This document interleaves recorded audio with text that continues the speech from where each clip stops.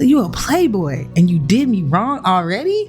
Ladies, watch yourselves. Watch yourselves. These men out here ain't shit. Mochi, please. Hey guys, welcome back. It's your girl Mochi. You already know what it is. If you are new around here, I want to say welcome to my channel. How you doing? I hope you're doing really, really well. And if you are not, what's up, fam? How you doing? You already know what this is. You already know about last time. I found my husband. Long story short, I found my husband. He don't know he my husband, but he's my husband. So please don't say it. Please don't do this. My husband. Please. I'm happy to see my husband. I'm happy to see my husband. I'm happy to see my husband. I'm happy. Last time we left off on this game, we got to touch the mage. We got to touch my husband. Got to give him a little hand-on-hand contact. He's a magician. He was strong enough to withstand the curse, you guys. And that is the first time for me. And it was magical. I'm keeping the theme. I'm dressing up. I'm doing my makeup. And I'm rocking my hair. So I don't hear nobody talking about, hey, she trying to be sexy. Hey, if you want to see me looking just whatever, go to my other game. This is not that game. This game right here is getting my best foot forward because I'm trying to seduce the mage. I'm trying to get that green-eyed man to tell me that he want me to be his baby mama. I think last we left off, he was going to set us up with the spot. We also met the doc, not to be, I'm sorry, doc. I don't mean to like belittle you or nothing like that or treat you as if you're not important. You're very important. I'm already married in my head. So I'm sorry. I apologize. So yes, we are keeping it swankified over here. If you want to get your suits or your dresses on so we can go, seduce some peoples that keep right on watching. Okay, let's just jump into it. I'm excited. Okay, and just for those of you who are like, it has a really good story. It does. It has an excellent story. Surprisingly good story. I'm surprised by the reception. I'll be honest with you. I didn't think that too many people would be interested in this because like I said, this game is for me. It's for me. I told you before, this is for me. But now it's also for you because I'm seeing you guys actually like this game. So I'm going to continue all the way through. It is a demo, unfortunately. So I hope they come out with the full game. I'm excited. Let's get into it. Let's see who we're gonna meet next. We already met our husband, so let's see the other eligible bachelors. My husband knows what's going on, so let's go ahead. And yes, I am reading, so enjoy the soothing readings of Mochi. The wet wick is noticeably quieter. Without their leader, most of the bloodhounds have dispersed, in a few cases fallen asleep beside their drinks. Okay, so people, excuse me, they're heading home. Got any rooms left, or did my lot grab them all to sleep it off? The bartender, who I now realize doubles as an innkeeper, slides a key onto the counter. I always keep the corner room open for your escapades. Oh, so you run these streets, Leander? You out here just you get a corner room for escapades, Leander? And you think that's gonna fly because you pretty? Oh, baby, we're gonna have a talk about that because that cannot be. Not in this household. Oh no, I don't share menses, so I'm gonna need you to get that fixed immediately. Leander's laugh sounds slightly strange. I bet it does. His future wife is standing next to him, and she just found out he out here just slanging a dang-a-lang. I don't appreciate that, Leander. Get it together. And I always appreciate it, but you're mistaken. This is just for my friend, Mochi. Oh, so I'm a friend now? Like we didn't have that intimate moment outside between our hands? I see you, Leander. I'm already feeling played. So you a playboy and you did me wrong already? Ladies, watch yourselves. Watch yourselves. These men out here ain't shit. Sure. Stay as long as you like. You two have fun. Escapades, huh? Leander clears his throat, then holds the key out to me. But I hesitate. My coin purse barely holds enough for a day's worth of meals. let alone a groom. How much do I owe you? Nothing. Bloodhound rates. My treat, since you shared your secret. Food, drink, and a warm bed. Anything you need. Carefully, I take the key from him. It's small, but weighs heavy in my palm. I never expected to have a warm bed in Iridia, let alone free meals. I planned to steal whatever I needed to get by, no matter how dangerous. Dang, so, okay. We a hustler for real. Thank you. Go explore, Mochi. You'll find many roads in Iridia, each leading to different answers. If you need a reprieve from what haunts you, come find me. I'm trying to make this house my home, but you keep it a distance from me. I see you, Leander. You know you can fall. It's okay. It's safe here. Just be careful. I nod, taking one last look at the gleaming bronze key before tucking it into the pocket of my cloak for safekeeping. Leander gives me one last friendly wave before I depart. I bet not see no more escapades. I know that much, because if you get an escapade coming in there, we're gonna have an escalation of violence. I'm kidding. Just kidding. The air clings sodden and heavy. Without the morning crowd, the sunless street looks barren, bleak. Even the peddlers are long gone. Only a pair of crows remain, quibbling over stale crusts in the gutter. I feel a ridiculous pang of envy. 1 second, pause here. Check audio. All right, we're good. At least they've got reason to fight. I've never felt so lost. Chris and Leander both made it clear that the cenobium can't be trusted. They came so far, endured so much. I need to see the cenobium for myself, if only to satisfy my curiosity. I should have asked someone at the bar for directions before leaving. Oh, snap. I'm about to turn back when a shadow passes over me. Cloud, I think, until a puff of hot breath tickles the back of my neck. The shadow runs down the street in rivulets, formless dark spreads like ink in blotted shapes. Claws stretch, a muzzle splits open to reveal long, jagged teeth. A growl rumbles so low and deep I feel it. I want to run, to scream, but I feel trapped. So the slightest movement or single breath will snap the jaws around me shut. Holy, what is this? No, I won't let it in like this. If I'm gonna die, I want to see what got me first. I steel myself, then turn.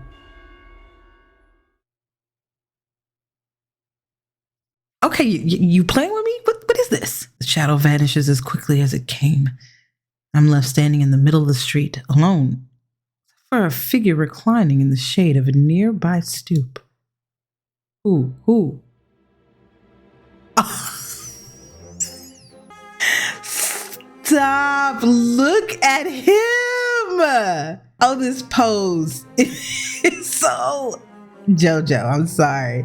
Look at those ears. Oh my God. Okay, I'm excited. Who are you? A monster. That much is clear from a glance. One that could nearly be mistaken for a human were it not for the tufted ears, the tail curled around his ankles, or the dusk pink eyes with pupils that sharpen like needles when they fall on me. Our eyes meet, and the monster uncrosses his legs. Oh, so you was sassified sitting there. Okay, you was looking at me like, what's up, girl? Legs crossed and everything. His hair gleams a shade of red that reminds me unsettlingly of blood where it curls around his collared throat. I gotta get a voice for this guy. Hold on. Should he be like a little bit more prim and proper? I think I gave that to the doctor. I'm gonna give him more gruff. Yeah, I'm gonna give him more gruff. Jumpy, aren't you? His tone is so light and carefree that I glance over my shoulder to make sure he was speaking to me. When I look back, the stranger props his chin on his knuckles and regards me with an inscrutable little smile. Didn't you see that shadow just now? It was massive, moved like a beast. Even as I speak, I'm aware of how ridiculous I must sound, but the stranger's smile doesn't falter. The only beasts I've seen are the Wick's drooling regulars.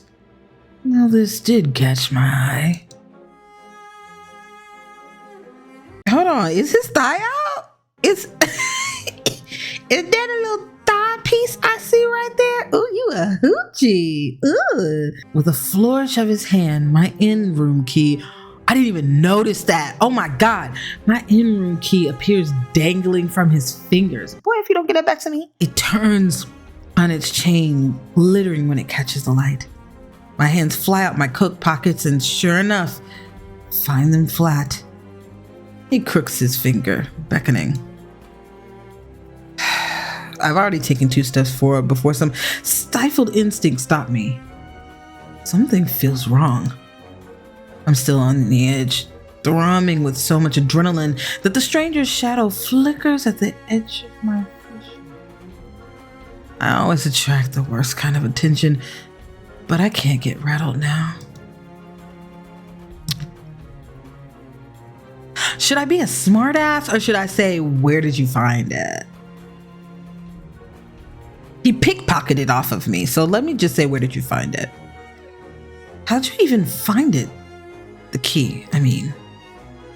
What can I say? I'm a sucker for shiny things. He smiles wide enough to reveal pointed canines. Ooh, did they have the picture of that? That would actually look really cute. I saw you drop it. You really should be more careful. City like this, somebody might take advantage. A bald-faced lie without a hint of irony. I can't figure out how he picked my pockets under my nose, but I'm certain he took my key, and I need it back. Okay, pretty boy, give my shit. I approach the man, careful to keep an arm's length away. He doesn't look dangerous, but the most deadly ones never do. The stranger's chain softly clinks with the tilt of his head. His ears flick. That would be so cute, just a little doot. Okay, I have a corgi, which you will see him eventually. And his little ears, whenever he hears something, he does this, or they just go doot on their own. It's so freaking cute. So I know, just seeing that, I would be like, I want to touch the ears. Keeping your distance? Until I figure out how you managed to rob me. Yeah, I am. You think I stole your dinky little key from all the way over here? He gives an exaggerated sigh. I'm good with my hands, but not that good. Oh, okay. Do I really look like a common thief to you? He's the flirt. Oh, he's fun. Oh, he's fun. He's got me there. The sheer fabric of his sleeves alone would be too expensive for most street thieves. Hell, his shoes look like they cost more than I spent traveling here. And then there's the shop behind him. No matter the city, the parted pink curtains only ever mean one thing. Ooh, okay. I'm not looking to buy, and I doubt I could afford your services anyway. This little, hold on. I love Leander. I'm in love with Leander, but stranger, you are a flirt. I'm in this. Okay. Leave me alone. I'm enjoying this conversation. Luckily for you, I don't charge.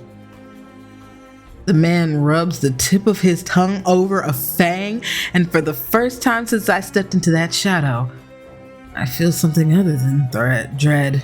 Ooh. My face grows hot. That's not what I meant. I'm flattered, really. Were sex my trade, I might make an exception for you. How about half off for a handy? Or you could just hand over my key. I was gonna say something else, but I don't want to be too much on this channel. I just started. Let me get a little bit more established, and then I can pull out stupid on y'all. That's nicely, and I might even let you tug my tail. He's adorable. I cannot. Okay, all right. I'm showing more about myself in this game than I would like to. Oh my God. Just throw it here. So some spindly little street urchin can snatch it and run. He raises my key and tilts his head so he can watch it dangle back and forth. I suppose I could just claim your room for myself. Not that I'd be caught dead slumming in the wick with the rest of those slack-jawed imbeciles. You're obviously not from around here, so tell me, traveler. What misfortune brought you to this wretched place? His voice practically drips with derision. I'm not telling you anything. What could have possibly drawn you to this dreary little pig pen, I wonder? He listlessly watches the arc of my key swing around his finger. He's having fun with this. The weather's shit, the food's dreck, and there's entirely too many monsters for a human to feel safe. Unless... Dagger's sharp eyes flick towards me. They gleam with amusement. Okay. Leander might have some competition in this one. He might have some competition in this one. Oh no. Leander, come get me. Or he gonna snatch me. Unless you're just dying to consort with monsters. By now, my embarrassment has worn away, leaving simmering impatience in its place. This is a shakedown. It's the most frustrating one I've ever experienced. How about we flirt back? That might get my key faster. But if I turn him down, he might get a little cold. So let's flirt back. How'd you know that I spent all my money, starved, and nearly died in a swamp just so I could crawl into bed with the first thirsty monster I saw? That earns me a burst of breathy laughter. He gazes at me under his dark lashes. Aren't you funny? Could you be any more obvious? I've been told subtlety is not my strength. So, your place or mine?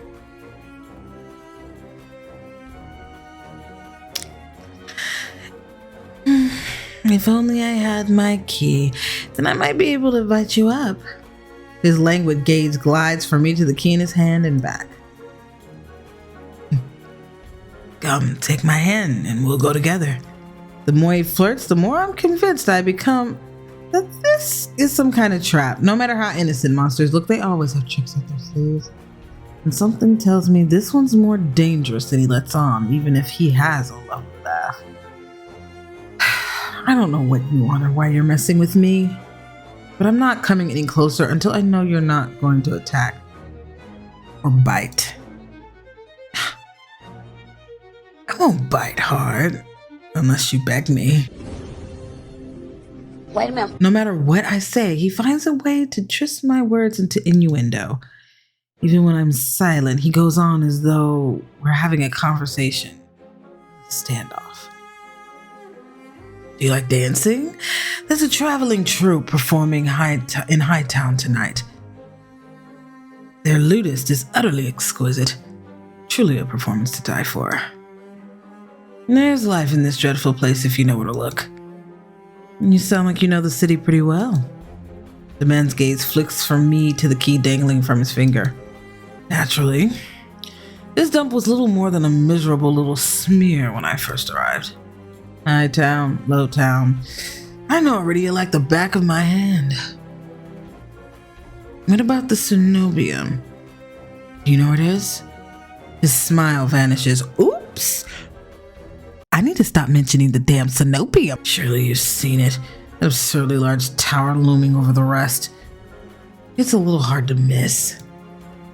He must mean the spire I noticed when I first caught sight of Iridia. The cenobium's overrated. Forget about it. I can show you things those stuffy boars in their lip dick. Eat them up. Oh my God. I can show you things those stuffy boys in their lip dick tower couldn't even dream of. I've already got plans. Oh, to have you some pressing matters at the Cenobium. Lunch dates with librarians, tea time with the most esteemed abbess. That's my business. What's the matter to you? I square my shoulders and the amusement bleeds out of him. Your loss. The stranger, finally bored of his tedious game, extends his hand towards me. The key rests on his palm, neatly dividing skin and leather. When he makes another move, I reach for the key, but as soon as my fingers graze smooth brass, his hand springs shut around my elbow. Dang, he quick. Ooh, hey. Ooh, no. Wait a minute. Wait. Pause, wolf boy. Hey, listen, check this out. I ain't done nothing to you. I don't need you to be looking at me like you hungry right now, because I promise you I was minding my business. He yanks me down and I stagger, my soul slipping on the steps. For a sick moment, I fear my bandages will unravel under his touch, but he's careful not to disturb him even as his fingers dig into my arm. Knew I smelled blood. You reek of death in the road. And that fucking doctor. His voice, once silken, lowers to a smoky growl. The shadows around him seethe and boil as he pulls me closer. And something else. He murmurs against my throat, nose grazing my jaw. Let go. I try to twist away, but he doesn't budge. His breath trails down my neck, sending a thrill of dread through me. But just when I fear he'll bite, he takes a deep whiff instead. His wide, flat eyes gleam with naked hunger as he gazes up at me. Not quite human, not quite monster. Seems we're both. There! The stranger's ears flatten and he releases me with a short breath. I yank my arm back, massaging it where his grip left grooves in the bandages. The stranger twists around to watch a woman duck out of the curtains behind him. Her uniform bears the insignia of the Cenobium. I leave you for what, 10 minutes? And you're making trouble again? Will you quit harassing the tourists? Ooh, he got a handler. Hey, get back, Fuzzy. Cause I was flirting with you at first, but you dangerous. The stranger, Vere, I take it. Listen, if I pronounce these names wrong, I'm gonna need y'all to correct me, okay? Thanks. Cause we both know me and reading sometimes be struggling. Y'all saw how long it took me to get to figure out Leander was Leander and not Linder? Yo, Vere, I take it, rolls his eyes and flashes the cleric a withering smile. So suspicious. Can't you see this is a friend of mine? A natural liar. He grins at me and his tail swishes minutely. The woman purses her lips at me, clearly unconvinced. I open my mouth to correct him, but Vere cuts me off. I was graciously offering my friend some free service. Though his voice remains light and cheerful, his expression darkens. Danger's drawn to you like a moth to a flame. It will always find you given time. The woman clicks her tongue as though she heard this recital 102 times. Word of advice, don't take free advice from lazy foxes lounging in the streets. Oh, you're a little fox. No wonder you're so flirty. This crook will sell water to a drowning man for the sheer enjoyment of it. Look at his little face. He's so upset about that statement. She shrugs off a wilting look from Vere. Oh, please. Any friend of yours knows it's true. Now hold still. Vere rises gracefully at her approach. He pushes his hair aside so it drapes over one shoulder, exposing the long line of his neck. And suddenly, it dawns on me what the jingling I heard earlier wasn't coming from the harness attached to his collar, but a leash. A heavy iron chain wound around a hitching post and padlocked the back of his collar. Vere posed deliberately to hide his leash from me. Oh, Vere, baby, you. Oh, wow, he's a captive. The woman produces a key ring from her pocket. She rifles through a dozen identical keys before selecting one and slotting it into the lock. Oh, no. Come on, unless your friend's tagging along on our merry little soulless hunt. They're hunting for soulless inside the city? Words momentarily fail me. The woman regards me with a polite, tight smile before marching down the stairs. Vere lingers. Stretches his arm over his head with a yawn, and I try not to stare at the way his stomach flattens when he arches his back. Your little secret's safe with me. Try not to get yourself killed, Oh, the little flirty fox is gone! Vere hops off the stoop and bounds after the woman. His tail sways merrily as though he hadn't just lied and threatened me. I'm scared of you, but I feel like it sucks for you just a little bit. No wonder you're a little bit angry and probably acting out. Xavier. Did you try the thing I mentioned?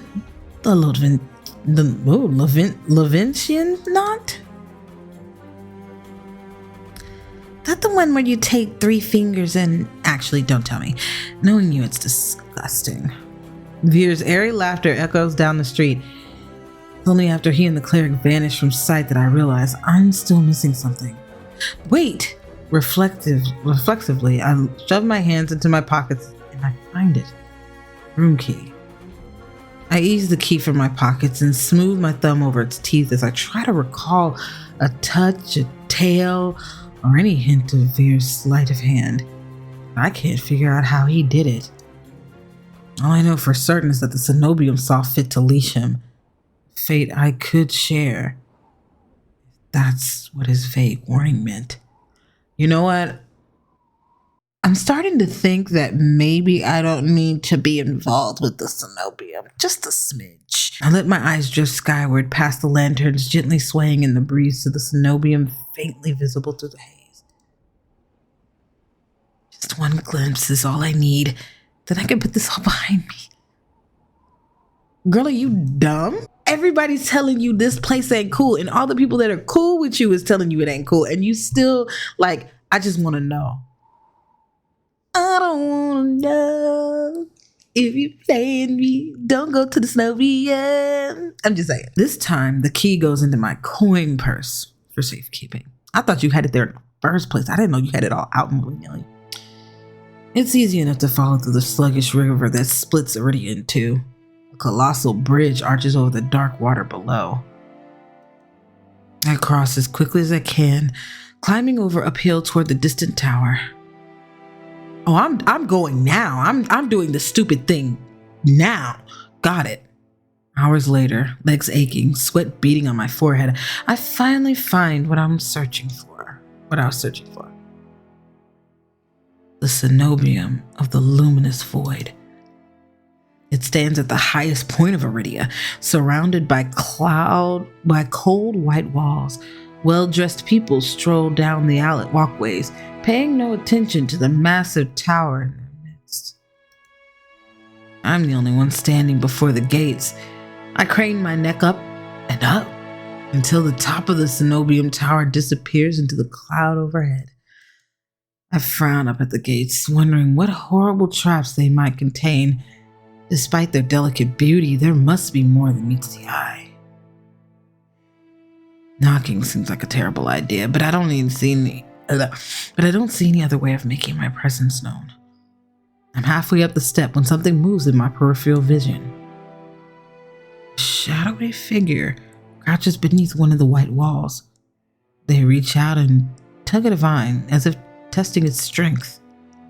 Boy, you there! The shadow vanishes as quickly as I spotted it, and a gaunt-faced man in crisp charcoal uniform marches up the steps towards me. Ugh, another tourist. Get out of here once you're done gawking. A dismissive wave accompanies his equally dismissive words, and he turns on a heel without even waiting for an answer from me. I look back at where I saw the intruder, but there's nothing. Just leaves blowing gently in the cool breeze. Okay, that looks like somebody else that we're going to get to know. I don't know. I know what the silhouette looks like, but I don't know who that person is, to be honest with you. Is it the next person we're going to meet? I step away from the gates, hopelessness watching over me. Hello. A whisper so close I can feel the warm brush of breath on my skin. Why am I constantly having these type of encounters with people? Y'all. I instinctively jerk away, but there's no one beside me. Halfway down the staircase, I spot a woman swaying in the breeze. She is gaunt as a rail, her blouse moth-eaten. I'm unable to take my eyes off her, not because of the way she smiles a little too widely or the way her tousled braid looks unbrushed for days, but because her eyes shine a vibrant, unnatural crimson. I am both entranced and unsettled by their subtle glow. These days, you need a miracle to get in there. I'm unsure of how to respond or even if I should.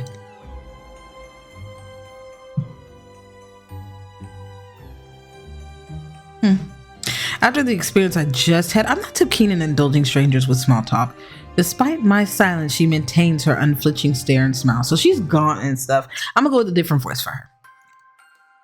Lucky for you, I have miracles for free. Whatever she's selling, I'm not interested. My words come out in a tired breath. No thanks. I start down the stairs, but she abruptly steps in my path. She turns her back to me, and before I can react, she slips her finger under the lacing of her collar, slipping out of her blouse in broad daylight. Oh no. No, no, no, no, no, no, no. Hold on, sis. What are you doing? A worn fabric unveils bare skin. My panic is smothered by cold horror. A misshapen scar carves into the woman's body. Pitted, gnarled skin snakes down her shoulders, blooming from a gaping hole in the back of her neck. Oh no. No, no, no, no, no, no, no, no. Stop. What? A shuddering breath escapes me. The fuck? Whatever disease this woman had ate away at her from the inside out. How is she able to move or breathe? It's impossible. She shouldn't be alive, and yet the power to cure anything can be yours too. The power of the sea spring. The woman slides back into her blouse and deftly laces it back up. If I've caught your interest, then follow me. It's only a short walk away. Without another glance, she leisurely shows down the cenobium stairs, loose braid bobbing behind her. The edge of her scar peeks out from under her collar. Oh boy, guys. Wow. Okay. All right. Woo. That was quite the image. I stand there wordless until I manage to regain my bearings. It's a twisted miracle, but a miracle nonetheless. That's just how I feel like at this point my character is like, this is dangerous, but it's a miracle nonetheless. Like, let's just go. This could be the stupidest decision of my life, but what choice do I have? I take one final look at the cenobium shut gate. I follow her down the steps. I want to die. That's what I feel like. We descend from the higher streets, leaving behind their gilded decadence as we cross the river. The wet, derelict districts feel more familiar to me. But the crimson-eyed woman takes me further, and further still, until I'm met with an all too familiar sight. Oh, she's taking me back where I came from. Oh no. My gut lurches when I face the open horizon. City's outskirts are hardly recognizable in daylight and probably safer for it, but venturing beyond Iridia's walls is a gamble I wasn't prepared to take so soon.